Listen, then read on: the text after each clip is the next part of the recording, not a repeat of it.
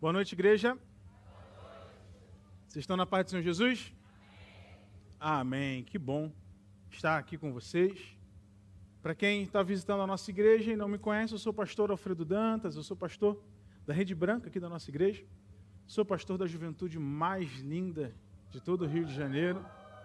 E estou aqui nesse dia, nessa noite, no lugar aqui do nosso pastor Vinícius, que ele está ministrando nesse momento a palavra na nossa igreja lá na Tijuca. Nossa igreja na Tijuca é uma igreja que nasceu na nossa igreja. Nós, pela graça do Senhor, nós implantamos a Atitude Tijuca e hoje eles estão fazendo 3 anos de vida. Um neném ainda. E o nosso pastor Vinícius, ele está ministrando a palavra lá, mas ele está também com o coração aqui. E, pela graça de Deus, nós vamos continuar uma série de mensagens que o nosso pastor iniciou. Mensagens que nós estamos falando sobre as igrejas da Ásia. As 7 igrejas da Ásia. Estamos numa série de mensagens fundamentada no livro de Apocalipse. Se você já puder, você já abra a sua Bíblia no livro de Apocalipse. Nós encontramos ali palavras do Senhor direcionadas às 7 igrejas da Ásia. Mas não são palavras exclusivas para eles.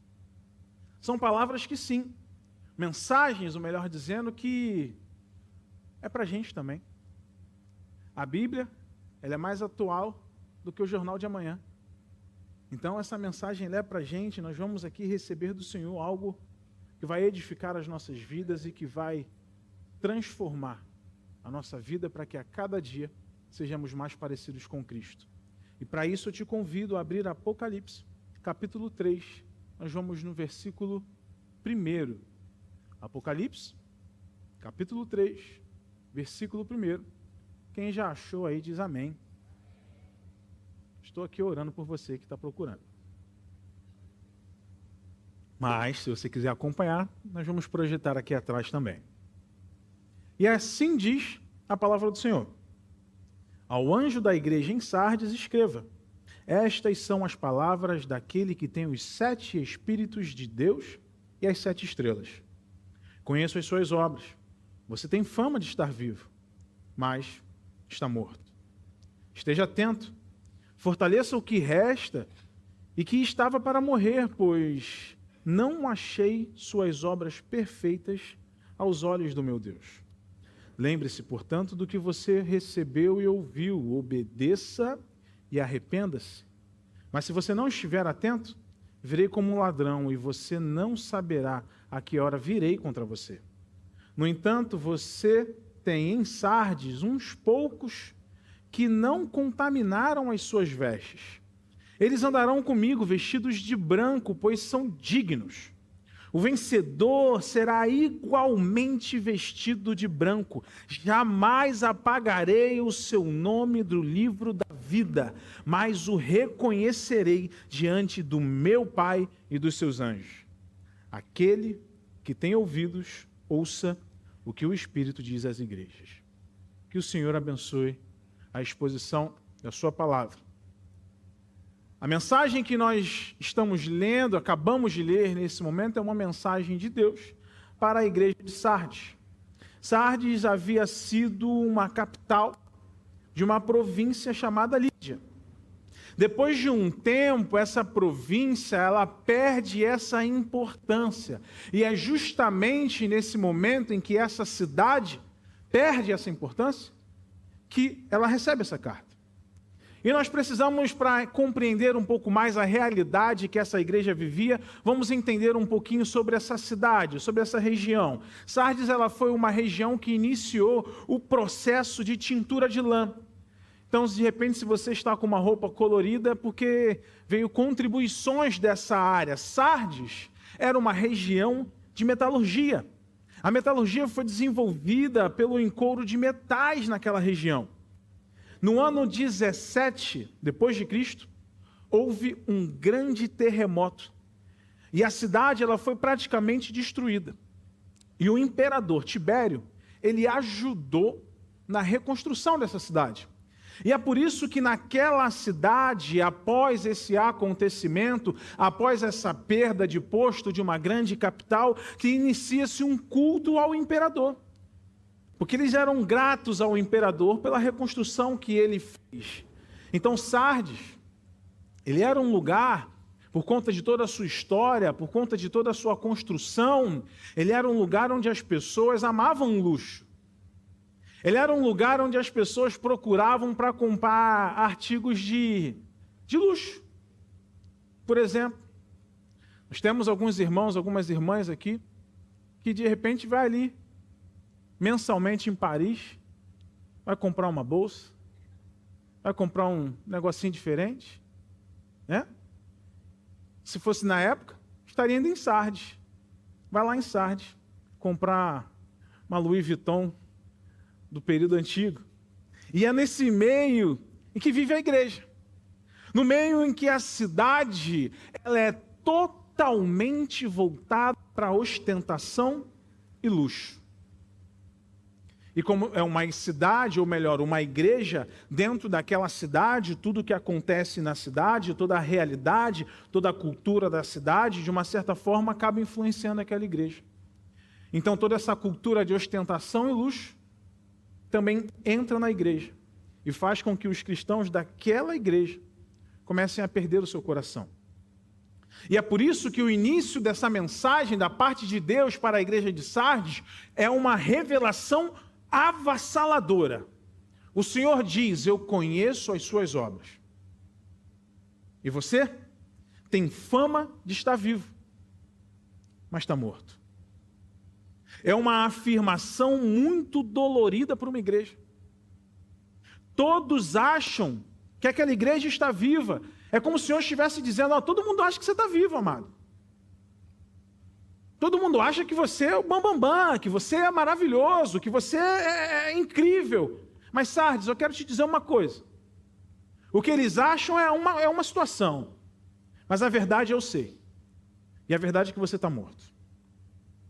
A verdade é que há pessoas que trabalham aqui nessa igreja de Sardes. A verdade é que há pessoas que frequentam a igreja de Sardes. A verdade é que há pessoas que contribuem, pessoas que se envolvem, mas eles fazem tudo isso, mas não estão vivos aos olhos do Senhor.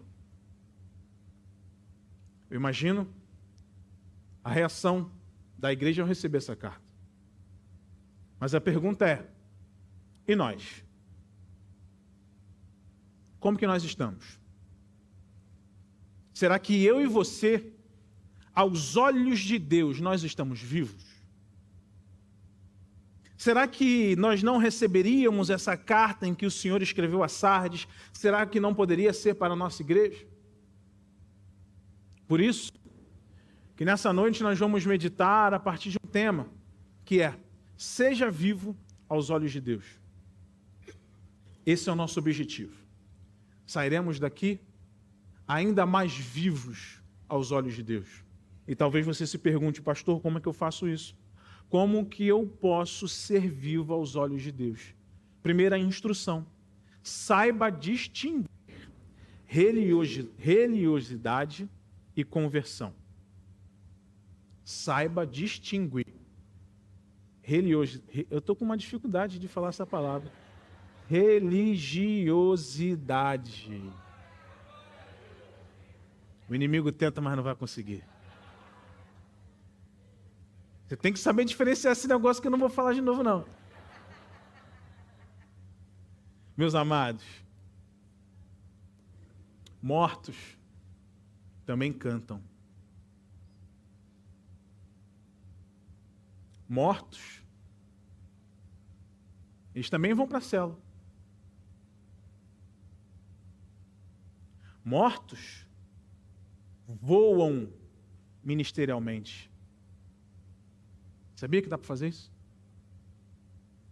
Você sabia que tem gente que está morta e se envolve com tudo que é da igreja,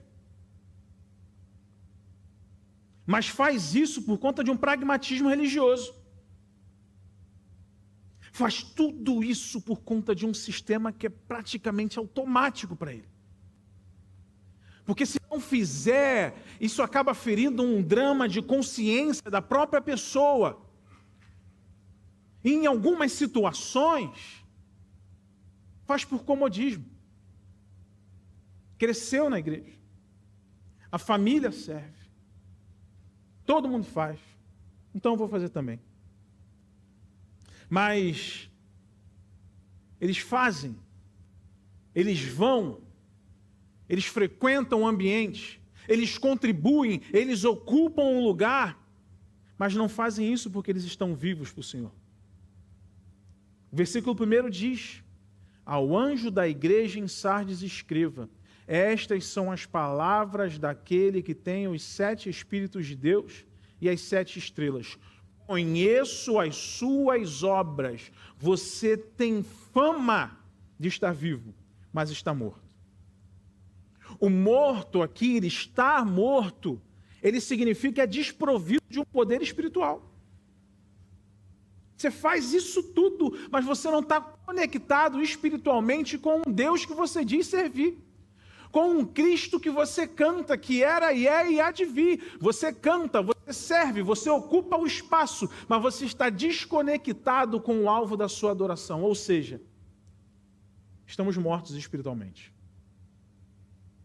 Às vezes a nossa adoração, ou melhor, às vezes o nosso comportamento que aparenta uma adoração está condicionado a essas 4 paredes. Saiu daqui, muda. Será que nós temos vida espiritual fora de um ambiente de culto? Será que tem poder no teu quarto? Será que há poder quando você ora? Nós precisamos adorar o Senhor, independente do que está à nossa volta. Nós precisamos adorar o Senhor em casa como adoramos na igreja. Ou adorar na igreja como nós adoramos em casa. O ambiente não pode condicionar a nossa adoração. E o texto diz: você tem fama. Ou seja, quem olhava para Sardes achava que era uma igreja viva. Uma igreja ativa, pois nós condicionamos a atividade a uma movimentação, mas nem sempre aquilo que se movimenta está verdadeiramente vivo. E eu digo espiritualmente. A igreja de Sardes se movimentava, mas aos olhos de Cristo estava morto. Não sei se você teve a oportunidade de assistir uma série que ficou muito famosa, uma tal de The Walking Dead. Já viu isso? Essa série? Essa série ela foi responsável por popularizar algo muito estranho, né? Os zumbis. O zumbi é um, vamos dizer assim, é um humano que se movimenta como um humano, que se você olha de longe, parece que está vivo, porque ele anda, porque ele faz barulho. O zumbi faz barulho. Já viu aquele barulho do zumbi do Walking Dead? Assustador. Se tu não viu, não vê não. Senão tu não dorme. O mesmo pesadelo que eu vou ter com esse microfone aqui, tu vai ter com o zumbi. Não assiste não. Mas o zumbi, ele se movimenta. Mas o movimento do zumbi é para quê? Para atacar. O zumbi, ele se movimenta para saciar o seu próprio desejo. O zumbi, ele se movimenta na sua direção, porque ele olha para você e vê que tem algo em você que ele pode tirar. Um bracinho, uma orelhinha. O zumbi, ele não quer um relacionamento. Não, você que viu The Walking Dead, você não viu uma cena de um zumbi tomando um café com uma pessoa. Não existe relacionamento. O que existe, na verdade, é uma ação de ataque, uma ação de saciar uma fome que ele tinha, e é por isso que ele ia em direção àquela pessoa. Ou seja, o zumbi ele fazia tudo que aparentemente uma pessoa viva fazia, mas ele estava morto. E talvez a nossa relação com Cristo seja uma relação parecida com essa. Obviamente, nós podemos pedir um monte de coisa para o nosso Deus. Ele é nosso Pai. Pedir ao Senhor faz parte, nós somos filhos, mas nós não podemos ter um relacionamento com Deus como se nós fôssemos um zumbi. A gente só se movimenta em direção a Cristo quando tem algo para pegar dele. Aí você anda. Saciou a tua fome? Você entra no momento de inércia. Não era assim que o zumbi fazia? Deu fome de novo. Apareceu algo. Ei, Deus vai me dar. Aí anda. Sacia aquela fome. Mas o que Deus quer é óbvio, o Senhor tem um desejo de nos entregar aquilo que nós pedimos a Ele e que é de acordo com o coração dEle. Mas o Cristo, ele não é um relacionamento de compra e venda. O Senhor, ele quer sentar à mesa contigo, o Senhor quer ter um relacionamento contigo. E é por isso que no início desse relacionamento, Ele te entregou algo que é mais precioso do que qualquer coisa que você pode encontrar nesse mundo, que é uma vida eterna, e ponto final. O que poderíamos é sentir falta, o que de fato vai fazer falta em nossas vidas, Cristo já entregou, que é a vida eterna. Então Ele quer um relacionamento. Ele quer que você seja vivo. Ele quer que você tenha vida. Mas o Senhor, Ele não se engana. Jesus, Ele nos conhece. A palavra diz, Ele tem os 7 Espíritos de Deus, ou seja, Ele nos vê plenamente. Cristo sabe a motivação de cada movimento nosso. É por isso que nós, meus amados, nós precisamos ter um relacionamento com Deus. Nós precisamos largar uma religiosidade e, de fato, viver um relacionamento com Cristo, intimidade com o Senhor. Segundo ponto, como ser vivo aos olhos de Deus. Saiba, na avaliação de Deus, mais do que o que você faz, Deus avalia o porquê e o como você faz. Versículo 2 nós lemos, esteja atento, fortaleça o que resta e que estava para morrer, pois não achei suas obras perfeitas aos olhos de Deus. O que isso significa? Não adianta fazer se não for perfeito. Não adianta entregar se não for com excelência. E isso já nos gera uma pergunta que é direta. Alfredo, eu me relaciono com a palavra de Deus e quando eu me relaciono com Deus eu percebo que perfeito apenas Ele. Então como que pode eu, um ser imperfeito, entregar algo perfeito ao meu Deus? Como que eu, imperfeito, entrego perfeição a Cristo? Perfeição em servir a Cristo, perfeição em nos relacionarmos com Cristo é dar o nosso melhor. É dar o melhor que você pode. É fazer com o máximo de excelência que você pode. É você fazer com o seguinte entendimento: ei, eu tô fazendo isso aqui para o Senhor, adorando a Ele, porque eu sei o que Ele fez por mim, então eu não posso fazer nada à minha boca. Eu não posso fazer nada simplesmente por fazer. Eu não estou batendo um ponto, eu não estou atingindo uma meta, eu não estou cumprindo um procedimento, não, eu estou adorando a um Deus que me deu vida. Ser perfeito, entregar perfeição, mesmo sendo um ser imperfeito, é tentar copiar aquele que é perfeito em tudo. Ou seja, façamos tudo para ser a cada dia mais parecidos com Jesus. Não adianta a gente lidar com a igreja ou com aquilo que a igreja nos propõe a fazer simplesmente para fazer, porque Deus está preocupado com o porquê. Líder de célula. Por que você lidera a célula? Eu lidero porque todo mundo lidera. Não, não é isso.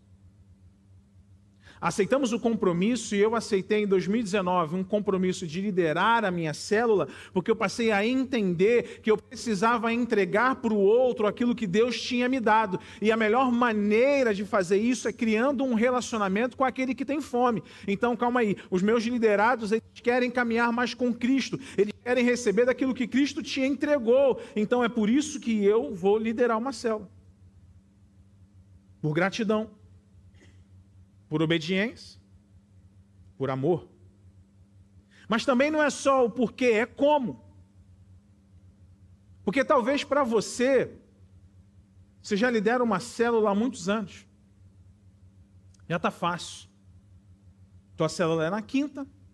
Terça-feira você já manda uma mensagem no grupo para resolver o lanche. Quarta-feira você já manda uma mensagem para os seus auxiliares. Na quinta-feira já está todo mundo lá.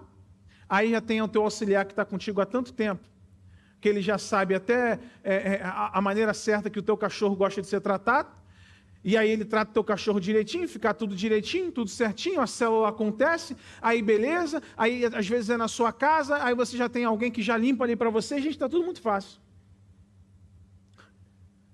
Se está fácil, se questione, porque costumamos fazer o fácil sem convidar aquele que nos chamou para fazer. Porque está fácil. Quem aqui joga no Google? Se você joga, eu te respeito muito. Mas quem aqui joga no Google uma receita de arroz? Está fácil. Sabe fazer um arrozinho? Tia Leia trabalha com empadão. Tu acha que ela joga todo dia no Google, empadão, como é que faz? Não, porque já está fácil. Então entra no automático. E amém. Mas nós precisamos nos questionar. Será que naquilo que eu entrego ao Senhor está tão fácil, que eu já estou fazendo sem Ele? A questão é, Deus, Ele não espera que nós tenhamos muita facilidade nesse nível. Ele sempre nos desafia a viver algo diferente. E nós precisamos dizer sim para esse desafio. Porque quando nós falamos sim para o desafio, nós estamos falando, sim, Deus, eu dependo do Senhor. Venha, eu não sei fazer, eu não sei pregar, eu não sei liderar, eu não sei fazer missões. Poxa, a minha igreja está com um movimento para o sertão, eu não sei, eu tenho medo, eu tenho um problema de pele, eu tenho um monte de coisa. É um desafio enorme, mas é justamente para isso que o Senhor te chamou. Porque lá, meu amado, você vai depender 100% dele. Vai ser você o Senhor. Você vai passar mais tempo orando, pedindo, Senhor, me usa. Me usa porque eu tenho que ficar batendo em porta aqui para pregar o evangelho, eu sei lá quem está do outro lado. Deus, eu preciso de uma instrução dos céus para te servir com excelência.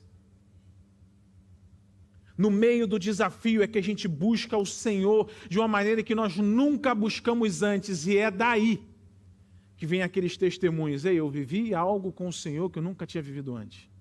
Você já teve essa experiência? De se colocar num lugar onde você nunca esteve, e é justamente naquele lugar que o poder de Deus se manifesta na sua vida como nunca antes se manifestou. Deus quer que a gente dependa dele. E a pergunta, as obras de Sardes não eram obras boas? Não eram obras íntegras? Sim. As obras eram boas. Mas aí o Senhor diz, eu te conheço. Por fora as obras são boas, mas eu vejo que há dentro de vocês, a real motivação de vocês eu vejo. Então Cristo vê o que nós estamos fazendo, como estamos fazendo e o que nos motiva a fazer aquilo. Por exemplo, Você já leu aquela história que está na Bíblia? Tem uma mulher que ela derrama um perfume caro aos pés de Jesus. Aí tem um amado lá que ele reclama. Ah, faz isso não. Você podia vender isso daí e entregar tudo para os pobres. Mas aí chega Jesus e o corrige, dizendo que aquela mulher estava fazendo o que é certo, estava o preparando para o sacrifício. Era uma ação profética que apontava para frente. E nisso Jesus nos ensina que nunca há desperdício quando damos o melhor para o Senhor. O Senhor sabia o que estava no coração de Judas, e Jesus ele aproveita aquilo para nos ensinar sobre isso. Não há desperdício quando entregamos para o nosso Deus. Nós precisamos entregar o nosso melhor. O melhor quando estamos orando, o melhor quando estamos buscando. Nós precisamos investir as nossas forças para conquistar o que desejamos. Mas precisamos investir muito mais para conhecer a Jesus, para fazer Ele conhecido. Nós precisamos nos envolver ainda mais com as coisas de Deus, com a motivação correta. Nós precisamos nos envolver ainda mais com a igreja, com a motivação correta. Nós precisamos olhar as pessoas que precisam de ajuda e entender que aquela ali é uma oportunidade para cumprir o chamado de Deus nas nossas vidas. Nós precisamos nos doar cada vez mais, porque foi isso que Jesus fez por nós. E tudo isso com a motivação correta, que é ter mais de Jesus em nós, que é obedecer mais ao nosso Deus, que é adorar ao nosso Deus com tudo que somos e com tudo que temos, que é criar um verdadeiro relacionamento com o Senhor. Dessa forma que nós estamos vivos diante dos olhos do nosso Deus. Uma outra chave que esse texto nos entrega, para nós estarmos diariamente vivos e sermos vistos como vivos pelo Senhor, nós precisamos descobrir o que ainda está vivo em nós. Algumas pessoas, infelizmente, deixam algumas coisas morrer.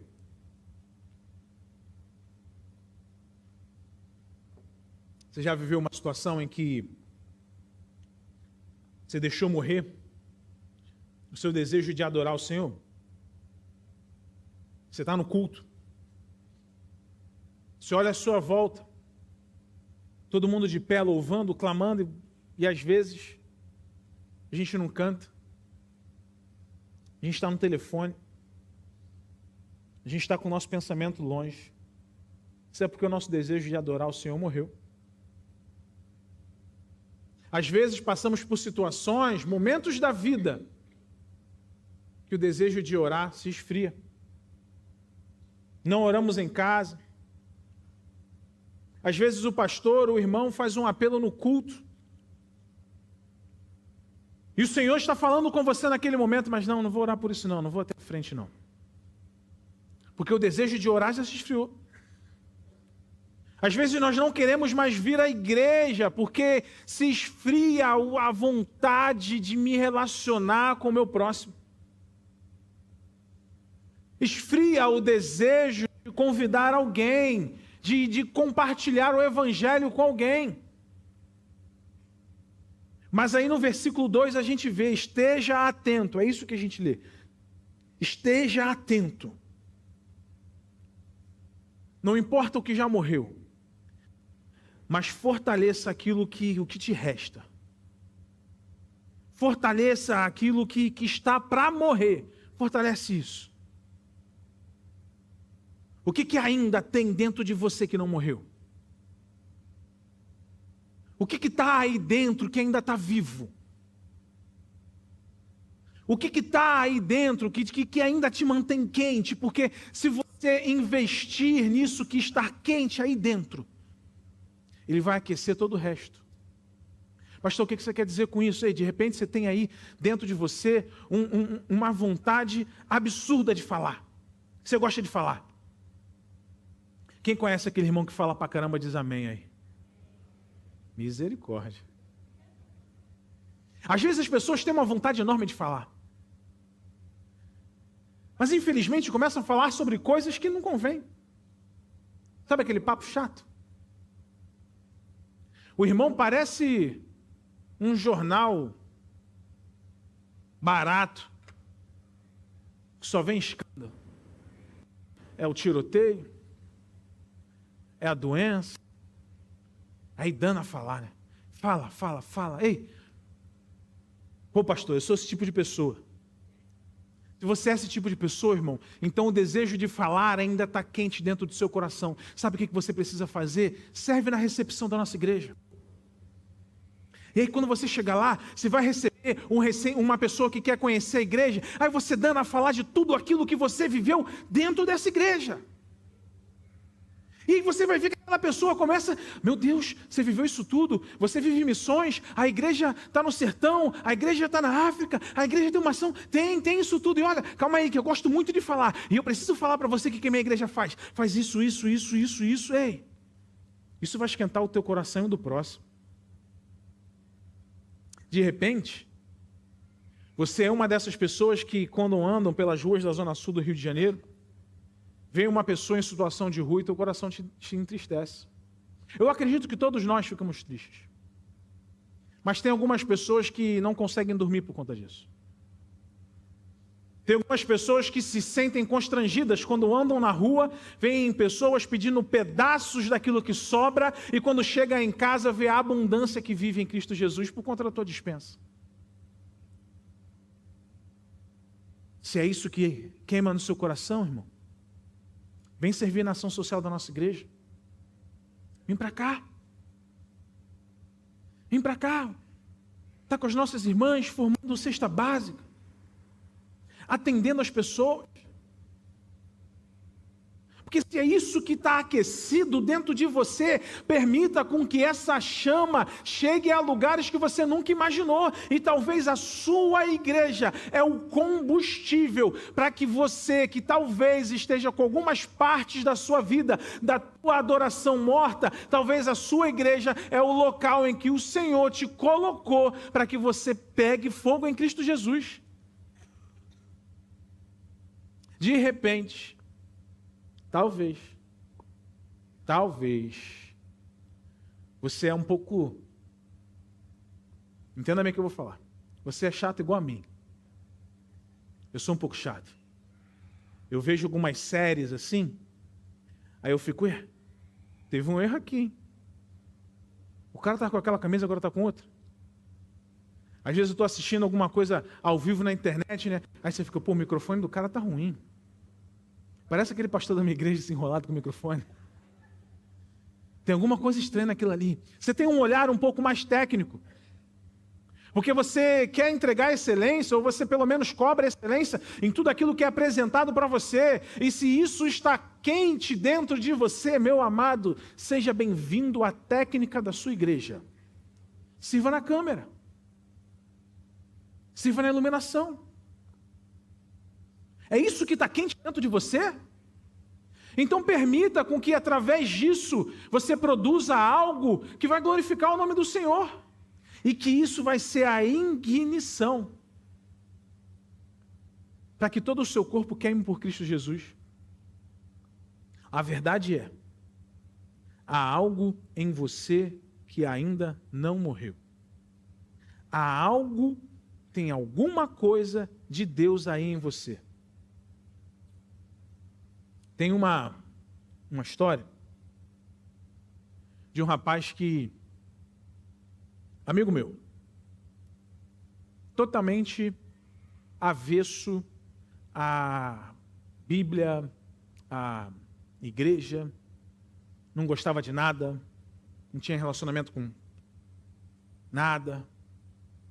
Ele se dizia ateu e a vida dele era baseada nessa verdade que ele colocou na vida dele. E aí, teve um dia que ele começou a olhar para aquilo que Deus estava fazendo na minha vida, porque nós éramos muito amigos desde os 15 anos de idade. Todas as maiores besteiras que eu já fiz na minha vida, eu estava com aquele miserável. Todas. Graças a Deus, minha esposa não sabe de um terço dessas loucuras. Mentira, sabe sim. E aí ele olha para a minha vida e vê, cara, tem um negócio diferente aí, cara. Fala, cara, Jesus está mudando a minha vida. Não, mas eu não acredito nesse Jesus. Mas se você não acredita, tudo bem, mas é Ele que está mudando a minha vida. Aí ele, muito carinhosamente, ele me chama de negão, né? Ele falou, tá bom, negão, fica com esse teu papo de Jesus para lá. E aí aconteceu uma situação na vida dele. Uma situação na vida dele.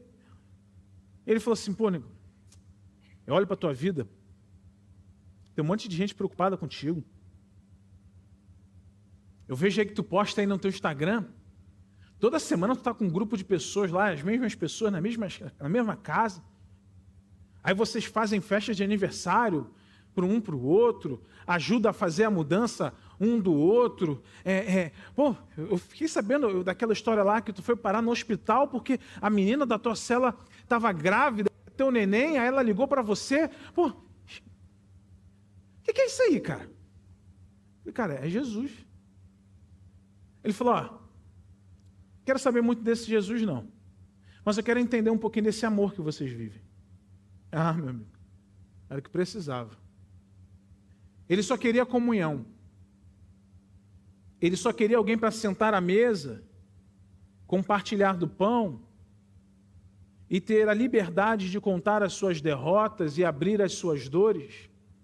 E aquilo que ele estava contando, ao invés de ser um motivo de fofoca, ia se tornar um motivo de oração. Ele queria aquilo. Sabe onde ele foi parar? Na minha célula. Alguns anos depois, 1 ou 2 semanas depois da minha ordenação pastoral, tem um batismo. Sabe quem foi a primeira pessoa que eu batizei? Ele. A gente precisa olhar para o nosso coração. A gente precisa olhar para o coração das pessoas, do próximo, do irmão que está na tua frente. E buscar em Cristo o discernimento daquilo que ainda está vivo ali. O que está vivo na vida do irmão da minha cela? O que está vivo dentro da minha própria vida? Se está vivo dentro da minha própria vida o desejo de falar, então é bom que eu seja conhecido por aquela pessoa que fala e fala muito sobre Jesus. Porque vai mudar a minha vida e vai mudar a vida do próximo.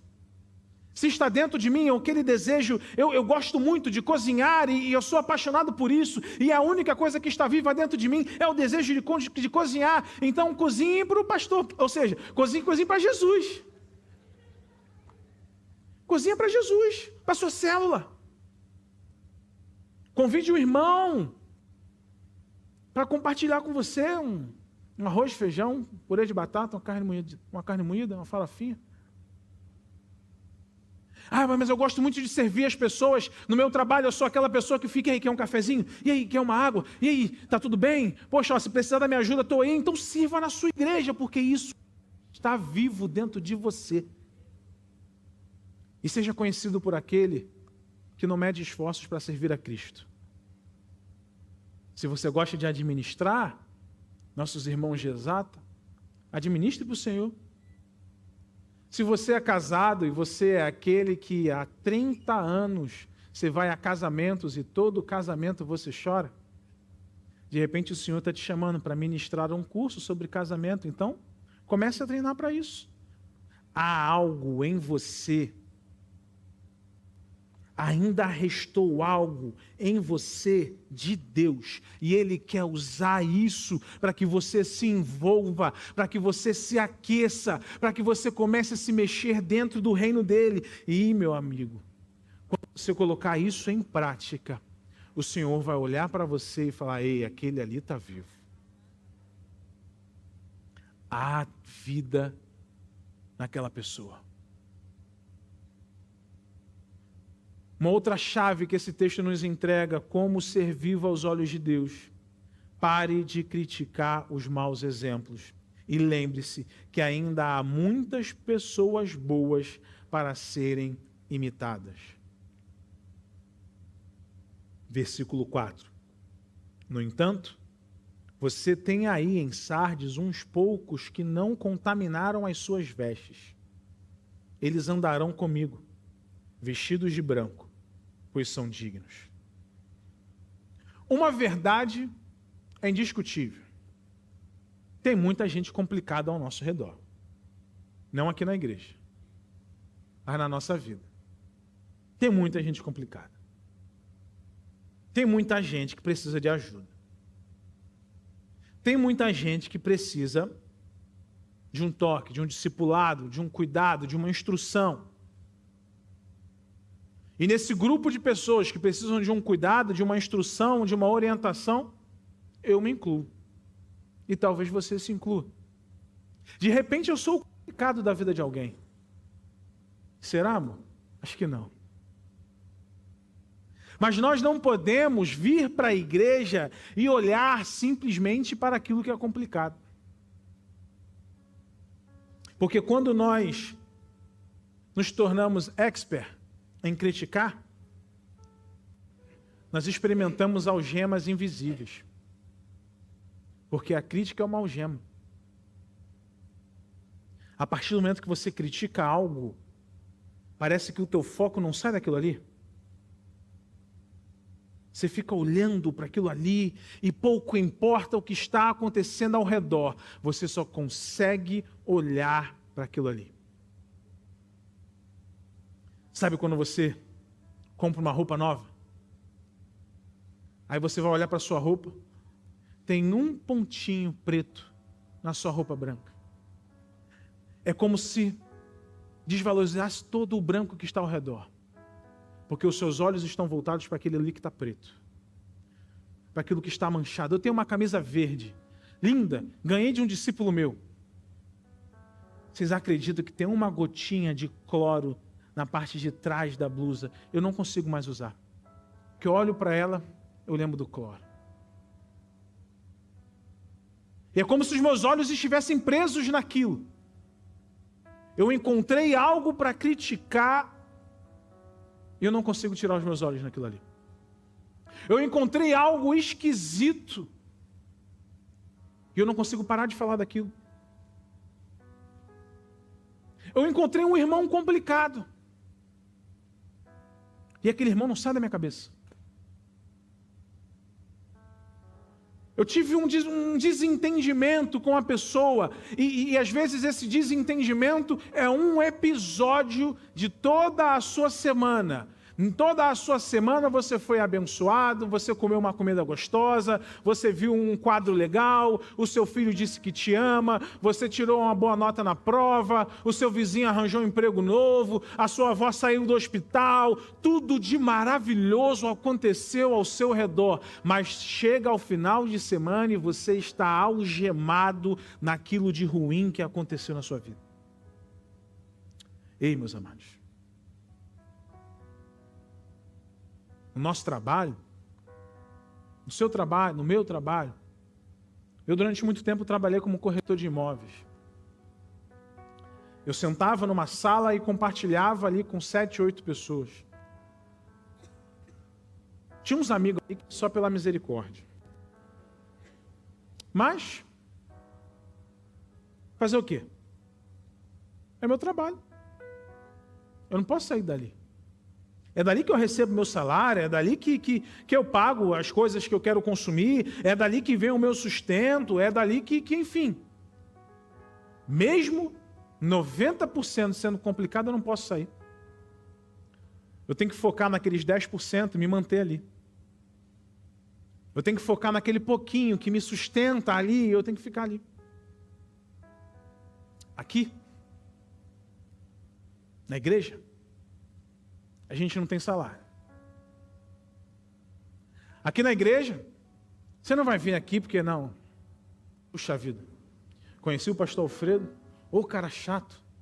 Ele tem uma linguagem de amor esquisita, que é atos de perturbação. Ele vive me perturbando. Mas eu não posso sair dali.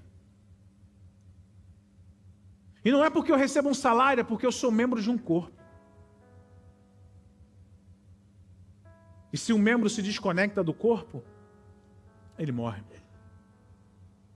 Então nós precisamos compreender que mesmo que ao nosso redor tenha algo que seja alvo das nossas críticas, nós não podemos viver algemados nessas críticas. Nós precisamos ter um olhar naquilo que de fato temos que estar olhando, que é para Cristo Jesus. Se tem um irmão do seu lado que é complicado, faça o seguinte, feche os olhos, olhe para Cristo, o Cristo que mudou a sua vida, o Cristo que te tirou de uma realidade de lama, de pecado e te trouxe para um lugar novo, um Cristo que fez você de um ex-complicado e agora te trouxe uma vida totalmente diferente. Olhe para esse Cristo e fale: Senhor, transforme a vida do meu irmão.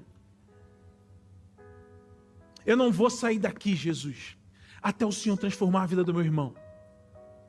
Ele é complicado, ele é difícil, mas parece, Jesus, que quanto mais eu olho para as complicações dele, eu lembro do lugar de onde o Senhor me tirou. Então eu não posso me desconectar do corpo, eu tenho que estar aqui, Cristo, porque estão aqui todos os meus motivos de oração. Meus amados,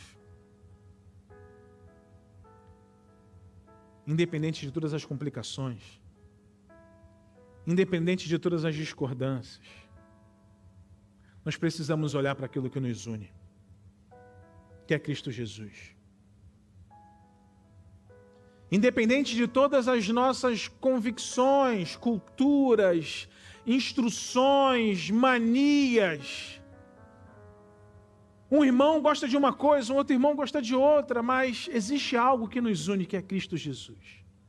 Enquanto os nossos olhos estiverem focados em Cristo Jesus, o nosso coração vai entregar aquilo que o Senhor deseja. Em nome de Jesus, nós seremos aqueles que nós vamos olhar para as pessoas. Podemos sim encontrar coisas difíceis, mas aquilo ali vai ser um motivo de oração também. Vai ser algo que você vai entender e vai falar: não, se Deus fez de mim um novo homem, uma nova mulher, eu creio que o Senhor vai mudar a vida daquele irmão. E quando mudar, nós vamos festejar juntos. Porque eu não tenho escolha. Eu sou membro de um corpo. Eu não posso me desconectar desse corpo. E por último, como ser visto como vivo aos olhos do Senhor? Rompa com tudo que te empurra para uma vida sem santidade. Rompa com tudo que o empurra para uma vida sem santidade. No versículo 4 nós lemos: no entanto, você tem aí em Sardes uns poucos que não contaminaram as suas vestes. Eles andarão comigo vestidos de branco, pois são dignos. Meus amados, é possível. Porque o Senhor está falando para uma igreja que estava morta, com pessoas com aparência de crente, mas sem motivação correta. E mesmo assim, ainda assim, haviam pessoas que eram fiéis ao Senhor. Pessoas que oravam pedindo por misericórdia. Pessoas que amavam a Deus de verdade. Mesmo nas situações que nós nos encontramos em toda a nossa vida, ainda há lugares que nós vamos olhar e vai nos motivar a ser a cada dia mais parecido com Cristo. Mas para olhar para isso, para enxergar isso, nós precisamos romper completamente com aquilo que faz o trabalho contrário, que nos atrapalha com a nossa em viver a santidade que Cristo quer para nós. Talvez existem algumas amizades que estão te dificultando a viver essa santidade. Rompe. Mas pastor, e aí como é que eu vou ganhar aquele meu amigo para Jesus? Ei, conheça Cristo primeiro. Se estruture. Se fortaleça. Depois você volta. Foi assim que eu ganhei esse meu amigo para Jesus. Existem relacionamentos que nos afastam, que nos atrapalham a viver santidade. Sabe o que nós precisamos fazer? Romper. Existem ambientes que nos dificultam. Nós precisamos romper com eles. Existem séries de televisão, Netflix, Amazon, todas essas aí. Séries que nos atrapalham a viver santidade, nós precisamos romper. Existem certos conteúdos no Instagram, no TikTok, ou em qualquer rede social que você use, que te empurra desse ambiente de santidade. O que nós precisamos fazer é romper com tudo que nos atrapalha de ser santo, é se distanciar de tudo que possivelmente vai manchar a veste branca que o Senhor te entregou. Uma vez, um irmão, ele saiu da igreja e uma pessoa perguntou para ele qual era o motivo. Aí ele falou o seguinte, é que o pastor, todas as pessoas eram perfeitas, eram santas. E amém por isso. Mas ele só estava interessado em ir para o céu. Não, eu só quero ir para o céu. Eu não quero evangelizar, eu não quero liderar célula, eu não quero trabalhar, eu aceito Jesus e vou para o céu. Mas esse é um entendimento pequeno sobre salvação. Nós não fomos salvos unicamente para ir para o céu. Nós fomos salvos para nos relacionarmos com a salvação todos os dias. Porque nós temos que buscar ao Senhor todos os dias. Ah, pastor, eu sou salvo, mas eu preciso me afastar de tudo para ser cada dia mais santo. Sim, porque foi para isso que o Senhor nos salvou, para sermos a cada dia mais parecidos com Ele. Mas pastor, é difícil, a vida cristã é complicada, é difícil não ser eu, é exatamente isso. Se afaste do eu e se aproxime dele. Se afaste do que você gosta e se aproxime daquilo que Ele quer para você. Ei, não é um Deus que quer determinar as coisas sem que venhamos a entender aquilo que nós estamos fazendo. Não é um Deus que quer limitar tudo aquilo que nos dá prazer, não. Se você é pai, ou se você tem um sentimento de amor por alguém, que é criança, você vai entender. É como se nós fôssemos crianças que todo santo dia, a gente vai em direção à tomada com o nosso dedinho. Todo dia a gente vai em direção à tomada com o nosso dedinho. E o Senhor é aquele que ajusta o nosso olhar. Ele fala, não, isso não. Aí a gente aprende, o dedo na tomada não pode.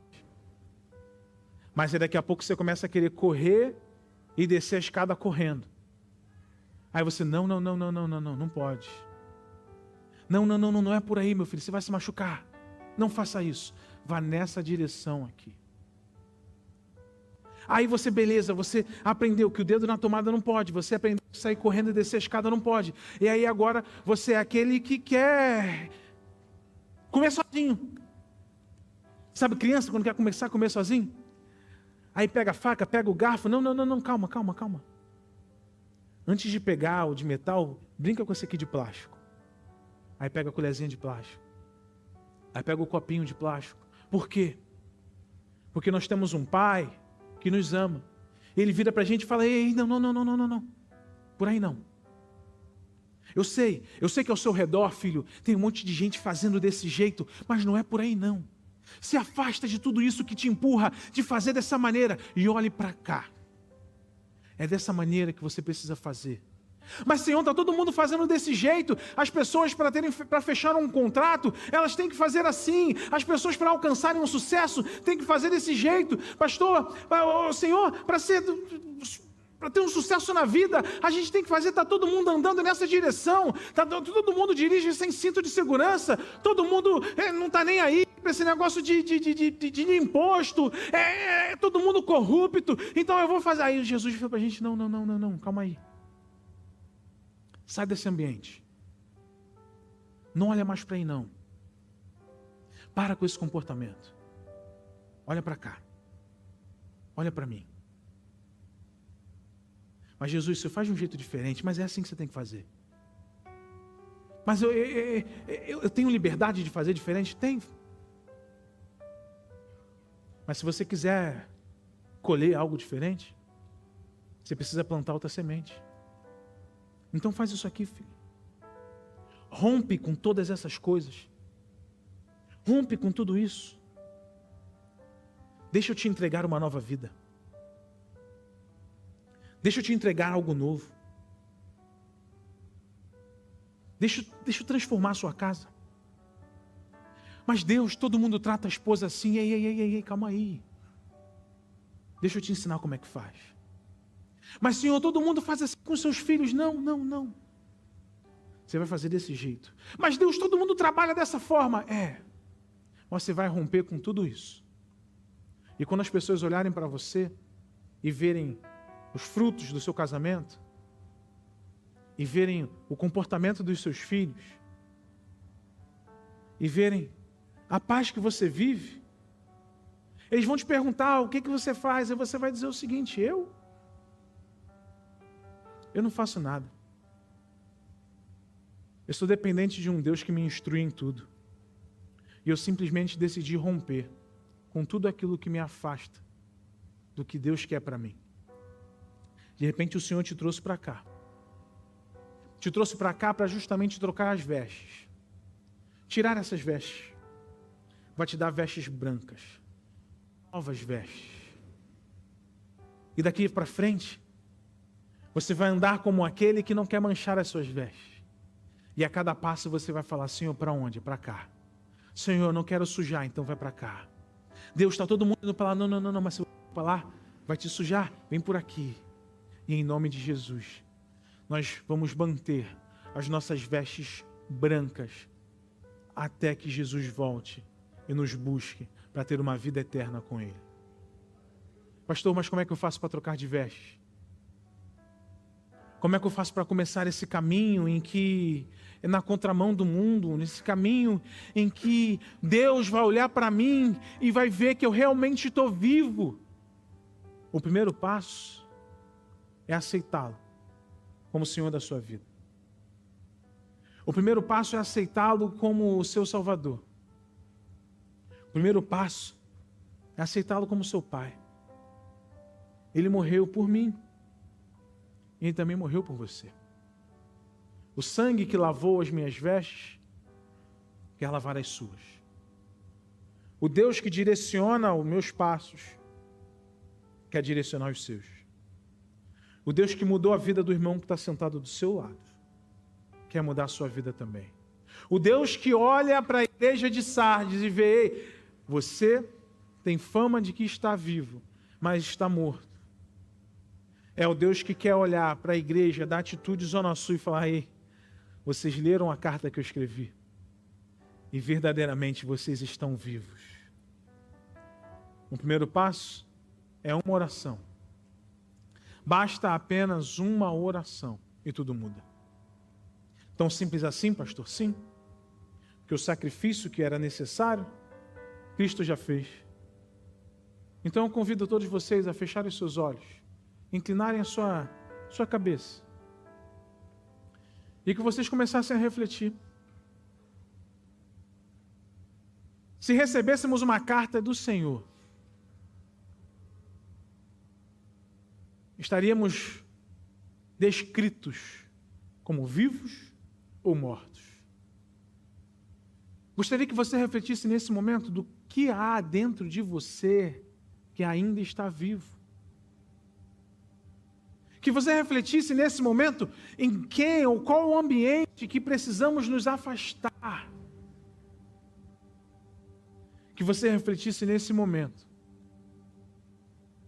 sobre ter uma vida onde há um Pai que mora em nós, que nos instrui em tudo que fazemos, que nos ama, que nos perdoou, que quer nos dar uma nova vida e que num dado dia Ele vai voltar e vai nos levar para um lugar que Ele está construindo, um lugar onde não tem dor, um lugar onde não tem choro, um lugar onde não há lágrimas. Você quer ir para lá? Eu também, eu quero ir. Então faça essa oração comigo. Ore assim comigo dentro do seu coração: Santo Deus, eu quero ter uma vida contigo.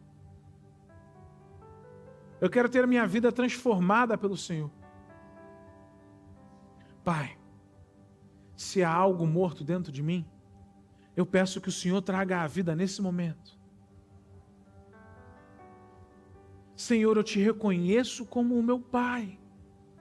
Eu me arrependo, Deus, dos caminhos do que eu andava, das decisões que eu tomava, das coisas que eu fazia. Eu quero viver algo novo. E eu te convido, faça parte da minha vida. Escreva o meu nome no livro da vida, pois eu quero ser visto como Senhor, como um filho amado e vivo. Eu oro em nome de Jesus. Amém.